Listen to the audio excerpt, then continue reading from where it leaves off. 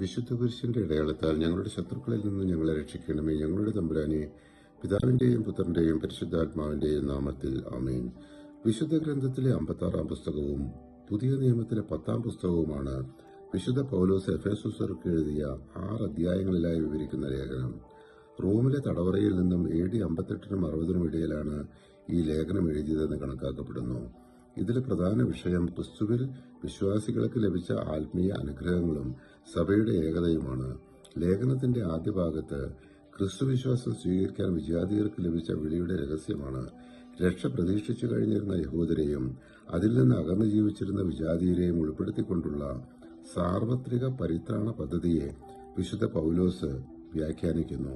യഹൂദരെയും വിജാതിയരെയും തമ്മിൽ വേർതിരിച്ചിരുന്ന ശത്രുതയുടെ മതിൽ ക്രിസ്തു തന്റെ മരണം മൂലം തകർത്ത് ഇരു കൂട്ടരെയും ഒരു ജനമാക്കി തീർത്തു. വിജാതിയരെ പ്രത്യേകിച്ചും ക്രിസ്തുവിന്റെ സഭയിലേക്ക് വിളിക്കാനാണ് പൗലോസ് നിയോഗിക്കപ്പെട്ടിരുന്നത്.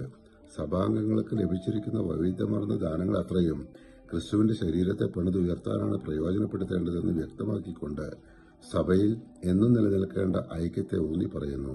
ക്രിസ്തുവിൽ വിശ്വാസികൾ പുതിയ സൃഷ്ടികളാണ്. സഭ ക്രിസ്തുവിന്റെ ശരീരമാണ്. അവൻ അതിന്റെ തലവൻ. വിശ്വാസികൾ സ്നേഹത്തിലും വിശ്വാസത്തിലും ഉറച്ചു നിൽക്കണം. വിജാതീയ രീതികൾ ഉപേക്ഷിച്ച് ക്രിസ്തുവുമായി ഐക്യപ്പെട്ട് എല്ലാ തുറകളിലും ഒരു പുതിയ ജീവിതം ആരംഭിക്കണമെന്ന് ഇതിൽ നിർദ്ദേശിക്കുന്നു.